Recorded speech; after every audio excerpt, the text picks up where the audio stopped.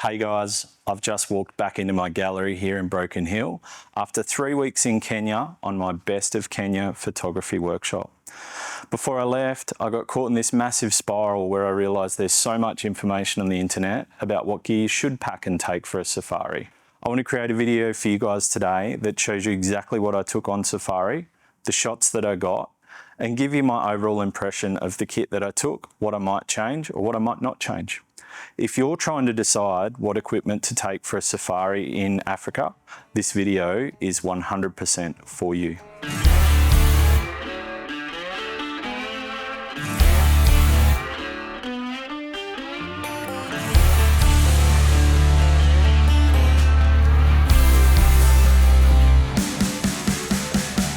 Before we dive into what gear I took on the trip, a little bit of context.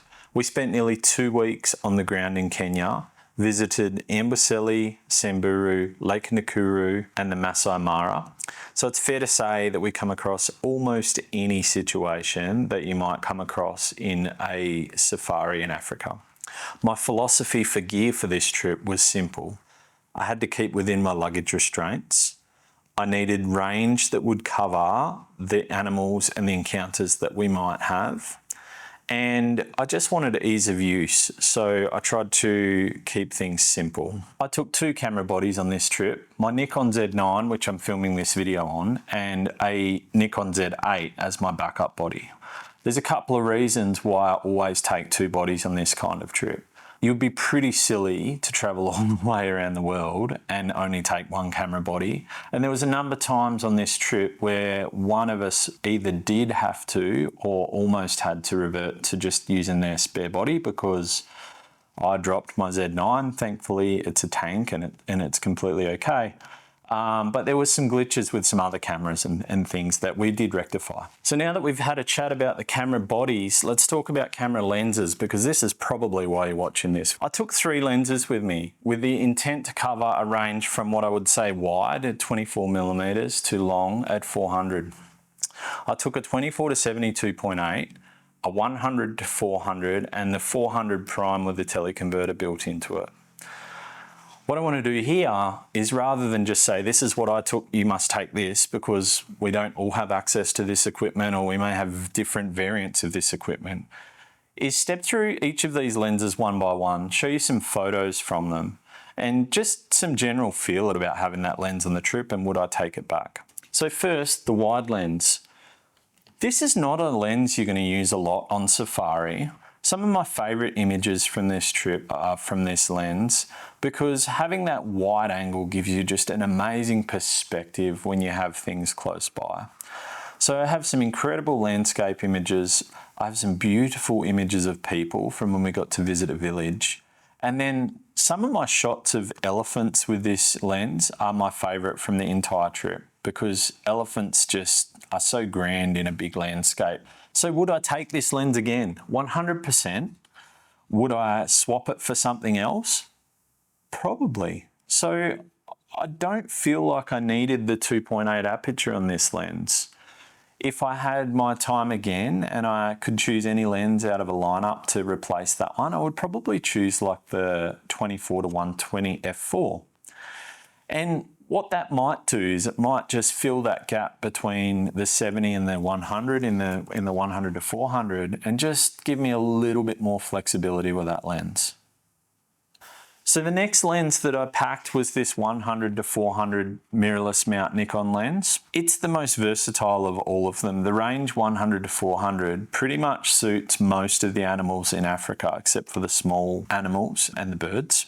It's not the fastest in terms of light, but it's very fast to autofocus. If you're not a Nikon shooter, most manufacturers make a 100 to 400 or an equivalent. It's probably the lens you could get away with 80% of your photography on a safari with. Would I take it again? 100%. It was the perfect companion to have with a bigger prime or a bigger zoom.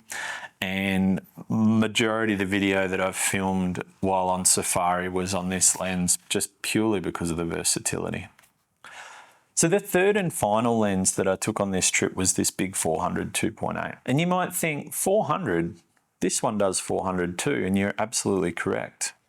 What I wanted from this lens was a dedicated wildlife lens that was as fast as I could possibly get in terms of aperture. Because what I knew is on these kinds of trips, most of the things that you're going to see are probably going to be in low light. So either really early in the morning or late in the evening. And that's exactly what happened. Some of the images I captured with this, I just could not have captured with this. I was already in some instances really high ISO, even at f4 and f2.8 on this lens. And it just allowed me to capture things, particularly this image of a leopard, which is in like the fading light of the evening. Just incredible shot that I could not have got the quality that I could have got with this 100-400. Essentially, the addition of the 1.4 teleconverter in this lens makes it two lenses. So it's a 400 2.8 or a 560 f4. I found that so flexible. With this lens coupled with my Z9, I was able to do 400 2.8, 560, and then if something was really far away or small like a bird, then I could go into crop mode on my camera and get another 1.5 times.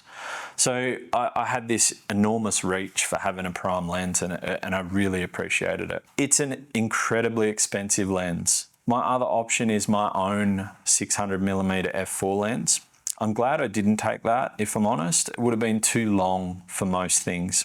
The other advantage of this lens is it's actually really light for being quite a big prime. It's well under 3 kilograms.